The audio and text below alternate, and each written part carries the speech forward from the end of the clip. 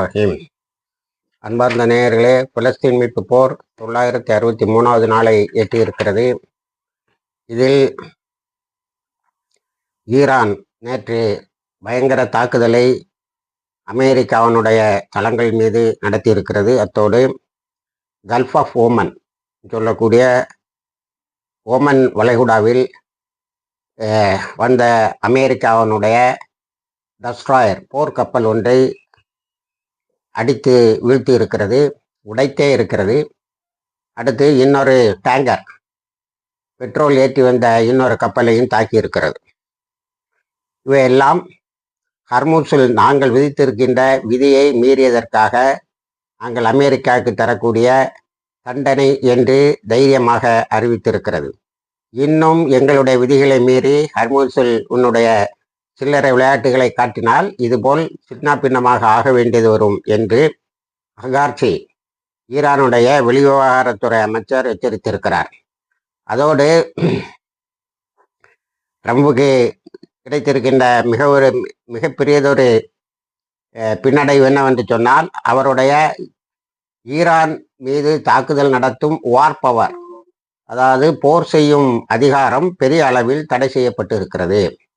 இந்த போர் செய்யும் அதிகாரம் எப்படி தடை செய்யப்பட்டிருக்கிறது என்று சொன்னால், 208 ஓட்டுகள் அவருக்காகவும் 215 ஓட்டுகள் அதற்கு எதிராகவும் விழுந்து அந்த அதிகாரம், ஈரானை தாக்குகின்ற அதிகாரம் அவருக்கு குறைக்கப்பட்டு இருக்கிறது. அதாவது ஈரானுடைய போர் நிறுத்தம் ட்ரம்பாக அறிவித்தால் அவருக்கு மானங்கெட்டு போகும் என்று உளறிக்கொண்டே இருந்த வேளையில், இனி அமெரிக்காவை ட்ரம்பிடமிருந்து காப்பாற்றுவதற்கு அமெரிக்காவை ட்ரம்பிடமிருந்து காப்பாற்றுவதற்கு இருக்கின்ற ஒரே வழி அவருடைய இந்த அதிகாரத்தை பறிப்பது, அதன் பிறகு அவரை இம்பீச் பண்ணுவது என்ற முடிவில் அவர்கள் அமெரிக்காவை காப்பாற்றுவதற்கு இப்படி ஒரு பெரிய முடிவை எடுத்திருக்கிறார்கள். இனி ட்ரம்ப் தன்னுடைய இஷ்டம் போல் வாலாட்ட முடியாது என்பது இதிலிருந்து தெரிகிறது. இதிலிருந்து இன்னொன்றும் தெரிகிறது.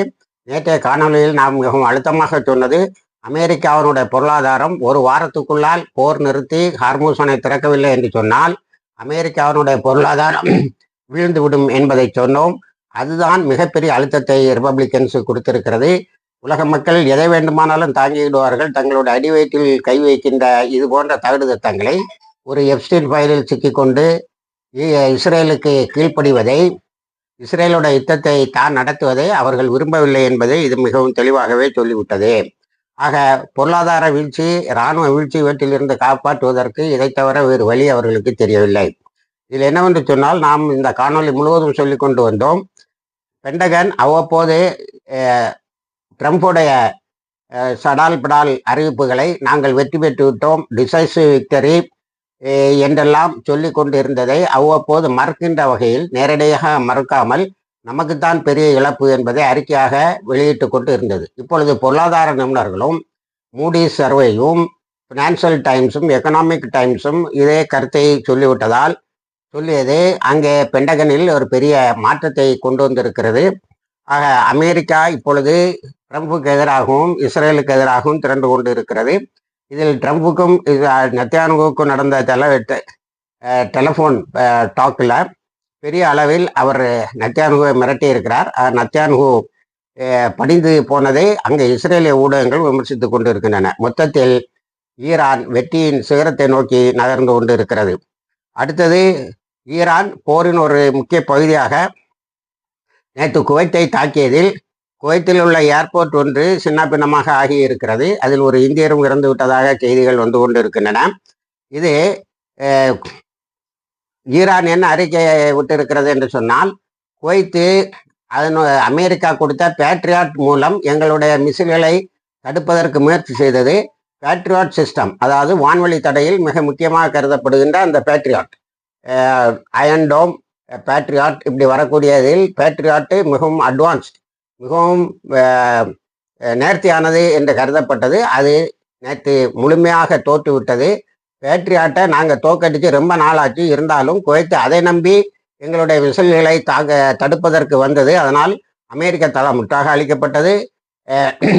15 பேர் அமெரிக்க இராணுவத்தினர் அழிந்தார்கள்.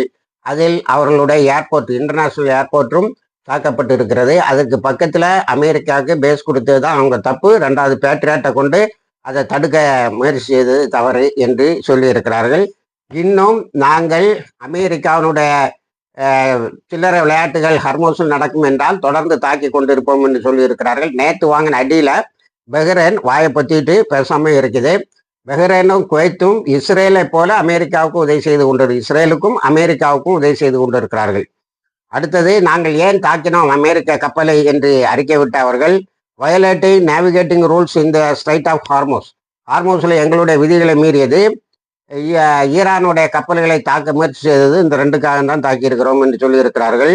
அது அகாச்சு நேற்று ஒரு அறிக்கை விட்டு இருக்கிறார். லெபனான் உள்ள பெய்ரூத் மீது இஸ்ரேல் தொடர்ந்து தாக்கும் என்று சொன்னால், இஸ்ரேல் தாக்கினால், இப்போ நிறுத்தியிருக்கான், இஸ்ரேல் பெய்ரூத்தை தாக்கும் என்று சொன்னால் ஈரான் இஸ்ரேலை தாக்கும் என்று சொல்லியிருக்கிறார். அதே தோரணையில் அவர் காசாவில் நடக்குவதற்கும் நாங்கள் இஸ்ரேலை தாக்குவோம் என்று சொல்லியிருந்தால் நன்றாக இருந்திருக்கும். ஆனால் அவர்கள் நேற்று முதலே செய்தி ஊடகங்கள் காசாவையும் கையில் எடுத்துக்கொண்டார்கள் என்பதுதான் மிகவும் அழுத்தமாக சொல்லப்படுகிறது. அடுத்தது, லெபனானை பார்த்தால் த பியாஃபோர்ட் கேஸில் சொல்லக்கூடிய எஹ்மார் அல் சிஹிப் என்று சொல்லக்கூடிய அந்த கேசலில் அந்த சலாதின் அய்யூபி காலத்தினுடைய அந்த அரண்மனையில், மலைக்குன்றில் இருக்கக்கூடிய அரண்மனையில் கொடியேற்றி விட்டு வந்தவர்கள் எங்கே இருக்கிறார்கள் என்பதை ஹிஸ்புல்லா தேடிக்கொண்டு இருக்கிறது என்பதை சொன்னோம். நேற்று கண்டுபிடித்து அவர்கள் ஒரு பழைய இடிந்த வீடுக்குள்ளால் இருந்திருக்கிறார்கள். அவர்கள் அத்தனை பேரை அழித்திருக்கிறது. இது இஸ்ரேலில் ஒரு பெரிய கலக்கத்தை ஏற்படுத்தி இருக்கிறது. இன்னும் ஒரு சிலரை தேடிக்கொண்டு இருக்கிறோம் என்று சொல்லி இருக்கிறார்கள். ஆனால் எல்லாம் டைரக்டாக ஹிட் பண்ணியிருக்காங்க. நேற்று ராத்திரி லெபனான் தாக்கிய தாக்குதலில் 11 இஸ்ரேலிய இராணுவத்தினர் அழிக்கப்பட்டிருக்கிறார்கள். 100க்கு மேற்பட்டவர் காயம்பட்டு இருக்கிறார்கள். மொத்தத்தில் 124 பேர் 24 மணி நேரத்தில் இஸ்ரேலுடைய மருத்துவமனைகளில் அனுமதிக்கப்பட்டிருக்கிறார்கள் என்று சொல்கிறார்கள் என்று இஸ்ரேலி பிராட்காஸ்டர் என்று சொல்லக்கூடிய அந்த செய்தி நிறுவனம் தெரிவித்திருக்கிறது. இப்பொழுது நார்தன் இஸ்ரேல், வடக்கு இஸ்ரேலில் உள்ள கவர்னரேட், அங்கே இருக்கக்கூடிய வட்டார பிரதிநிதிகள், இஸ்ரேல் எங்களை முற்றாக கைவிட்டு விட்டது, நாங்கள் வேறு வழி இல்லாமல் ஹிஸ்புல்லாவுடைய தாக்குதலுக்கு பலியாகி இறந்து கொண்டு இருக்கிறோம், we are left to our fate, எங்களுடைய விதி எப்படி வேண்டுமானாலும் போகட்டும் என்று விட்டு விட்டார்கள். இஸ்ரேல் அதை பற்றி கவலையப்படலன்னு. இஸ்ரேலில் பிராட்காஸ்டர் இன்னொரு செய்தி சொல்கிறாரு, த army is fighting without any interest in Lebanon. எந்த ஒரு ஆர்வமும் இல்லாமல் ஒப்புக்கு சண்டை போட்டு கொண்டு இருக்கிறார்கள். அவர்கள் தங்களுக்கு எந்த இலக்கும் இல்லை என்பதை தெரிந்து கொள்கிறார்கள், சாவதை தவிர. தொடர்ந்து லெபனானுடைய ஹிஸ்புல்லாவுடைய தாக்குதல் நடந்து கொண்டு இருக்கு. இதில் என்னன்னா, பெய்ரூத்தை காப்பாற்ற வேண்டியது இப்போ ஈரானுடைய பொறுப்புன்னு ஆயிட்டு. அங்கேயே லெபனானுக்கே ஒரு அரசாங்கம் இருக்கு, அது இஸ்ரேலுடைய அதாரிட்டிஸோட வாஷிங்டனில் பேசிகிட்டு இருக்கு. ஒரு பைசாக்கு புண்ணியம் கிடையாது. இங்கே நித்தமும் அவன் செய்குறி அட்டூழியம். நேற்றும் பல இடங்களை இஸ்ரேலும் தாக்கி இருக்கிறது. சதன் லெபனானில் ஒரு நாள் தாக்குதலை நிறுத்திவிட்டு மீண்டும் தாக்குதலை தொடங்கிவிட்டதாக தெரிகிறது. அது ட்ரம்போடைய அழுத்தங்களுக்கு பயந்து என்று சொன்னவுடன் மீண்டும் சதன் லெபனானில் தாக்க ஆரம்பிச்சிருக்கான். பெய்ரூத்தினுடைய புறநகர் பகுதிகளில் தாக்குதல் தொடரும் என்ற நிலையில் அகார்ஜியினுடைய அறிவிப்பு, நாங்கள் இஸ்ரேலையும் தாக்குவோம் என்று சொன்னவுடன் அதை நிறுத்தி கொண்டது. இப்படி இந்த 2 ஃப்ரண்ட்லையும் பயங்கரமான தாக்குதல் நடந்து கொண்டு இருக்கிறது. நேற்றும் 25 கப்பல்கள் ஹர்முஸ் பகுதியை கடந்து உலகின் பல்வேறு பகுதிகளுக்கும் சென்றிருக்கின்றன. அதனால கல்ஃப் ஆஃப் ஓமனில் போய் சென்றுத்தனம் காட்ட போன அமெரிக்காவுக்கு சரியான அடி கொடுத்திருக்கிறார்கள். காசாவிலும் இஸ்ரேலுடைய தாக்குதல் தொடர்கிறது. அதில் நேற்று 9 பேர் இறந்திருக்கிறார்கள். இது ஈரான் காசாவையும் சேர்த்து கையில் எடுத்தால்தான், எப்படி பெய்ரூத்தை காப்பாற்றுகின்ற பொறுப்பை கையில் எடுத்திருக்கிறதோ அதே போல அது இப்பொழுது பீஸ் அக்ரிமெண்ட்ல காசாலையும் சேர்த்திருக்கிறது. இனி காசாவில் தாக்குதல் நிறுத்தவில்லை என்றால் நாங்கள் தாக்குவோம் என்று சொல்ல வேண்டும். நேற்று பாலஸ்தீனியன் இஸ்லாமிக் ஜிஹாதும் ஹமாஸும் சேர்ந்து அறிக்கை விட்டிருக்கிறார்கள். இந்த பீஸ் போர் நிறுத்தத்தை கேரண்டி கொடுத்தவங்க, அதாவது அதற்கு உத்தரவாதம் கொடுத்தவர்கள் அதனை உடனே செயல்படுத்த முன் வர வேண்டும், இல்லையேல் நாங்கள் மீண்டும் எங்களுடைய தாக்குதலை தொடங்குவோம் என்று சொல்லியிருக்கிறார்கள். அதற்கு அகார்ஜி அவர்கள் தாக்கினால் அவர்களுக்கு எல்லா விதமான உதவியும் செய்வதற்கு நாங்கள் தயாராக இருக்கிறோம் என்று அறிவித்திருக்கிறார். இணைந்திருங்கள், தகவல்களை தருகிறோம். வாகிர் தவானா அல்ஹம்துலில்லாஹி ரப்பில் ஆலமீன்.